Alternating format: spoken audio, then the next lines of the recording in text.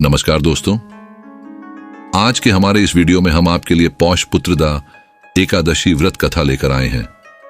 धर्मराज युधिष्ठिर भगवान श्री कृष्ण से कहते हैं कि हे भगवान, आप कृपा करके मुझे पौष माह के शुक्ल पक्ष की एकादशी के विषय में बतलाइए। इस एकादशी का क्या नाम है तथा इसके व्रत का क्या विधान है, इसकी विधि क्या है, इसका व्रत करने से किस फल की प्राप्ति होती है और उसमें कौन से देवता का पूजन किया जाता है। कृपया यह सब विधान पूर्वक कहिए। भगवान श्री कृष्ण बोले, पौष माह के शुक्ल पक्ष में आने वाली इस एकादशी को पौष पुत्रदा एकादशी कहा जाता है। इसमें भी नारायण भगवान की पूजा की जाती है। विधि पूर्वक इस व्रत को करना चाहिए। इस चर और अचर संसार में पुत्रदा एकादशी के व्रत के समान दूसरा कोई व्रत नहीं है। इसके पुण्य से मनुष्य तपस्वी, विद्वान और लक्ष्मीवान होता है। इसकी मैं एक कथा कहता हूं, सो तुम ध्यान पूर्वक सुनो। भद्रावती नामक नगरी में सुकेतुमान नाम का एक राजा राज्य करता था। उसके कोई पुत्र नहीं था। उसकी स्त्री का नाम शैव्या था।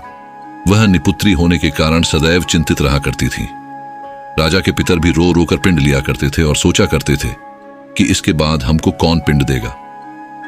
राजा को भाई, बांधव, धन, हाथी, घोड़े, राज्य और मंत्री, इन सब में से किसी से भी संतोष नहीं होता था।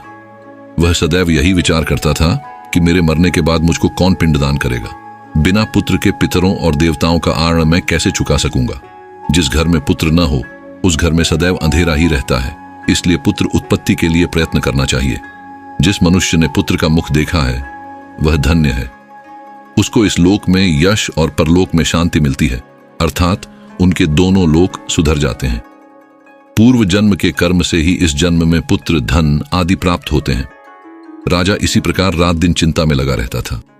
एक समय तो राजा ने अपने शरीर को त्याग देने का निश्चय किया, परंतु आत्मघात को महान पाप समझकर उसने ऐसा नहीं किया। एक दिन राजा ऐसा ही विचार करता हुआ अपने घोड़े पर चढ़कर वन को चल दिया तथा पक्षियों और वृक्षों को देखने लगा। उसने देखा कि वन में मृग, व्याघ्र, सूअर, सिंह, बंदर, सर्प आदि सब भ्रमण कर रहे हैं। हाथी अपने बच्चों और हथिनियों के बीच घूम रहा है। इस वन में कहीं तो गीदड़ अपने कर्कश स्वर में बोल रहे हैं, कहीं उल्लू ध्वनि कर रहे हैं। वन के दृश्यों को देखकर राजा सोच विचार में लग गया। इसी प्रकार आधा दिन बीत गया। वह सोचने लगा कि मैंने कई यज्ञ किए, ब्राह्मणों को स्वादिष्ट भोजन से तृप्त किया, फिर भी मुझको दुख प्राप्त हुआ, क्यों? राजा प्यास के मारे अत्यंत दुखी हो गया और पानी की तलाश में इधर उधर फिरने लगा। थोड़ी दूरी पर राजा ने एक सरोवर देखा। उस सरोवर में कमल खिले थे तथा सारस, हंस, मगरमच्छ आदि विहार कर रहे थे। उस सरोवर के चारों तरफ मुनियों के आश्रम बने हुए थे। उसी समय राजा के दाहिने अंग फड़कने लगे। राजा शुभ शकुन समझकर घोड़े से उतरकर मुनियों को दंडवत प्रणाम करके बैठ गया। राजा को देखकर मुनियों ने कहा, हे राजन, हम तुमसे अत्यंत प्रसन्न हैं।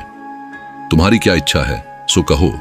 राजा ने पूछा, महाराज आप कौन हैं और किस लिए यहां आए हैं, कृपा करके बताइए। मुनि कहने लगे कि हे राजन, आज संतान देने वाली पुत्रदा एकादशी है। हम लोग विश्वदेव हैं और इस सरोवर में स्नान करने के लिए आए हैं।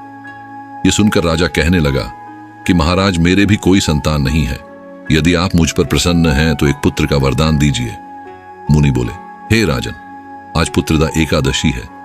आप अवश्य ही इसका व्रत करें। भगवान की कृपा से अवश्य ही आपके घर में पुत्र होगा।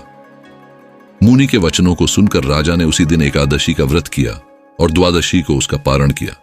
इसके पश्चात मुनियों को प्रणाम करके महल में वापस आ गया। कुछ समय बीतने के बाद रानी ने गर्भ धारण किया और 9 महीने के पश्चात उनके एक पुत्र हुआ। वह राजकुमार अत्यंत शूरवीर, यशस्वी और प्रजापालक हुआ। श्री कृष्ण बोले, हे राजन, पुत्र की प्राप्ति के लिए पुत्रदा एकादशी का व्रत करना चाहिए। जो मनुष्य इस महात्म्य को पढ़ता या सुनता है उसे अंत में स्वर्ग की प्राप्ति होती है। दोस्तों, आज की वीडियो में इतना ही था। अगर आपको वीडियो पसंद आई हो तो वीडियो को लाइक कर चैनल को सब्सक्राइब जरूर करें। हम जल्द ही आपसे मिलते हैं नई वीडियो में। तब तक अपना ख्याल रखें।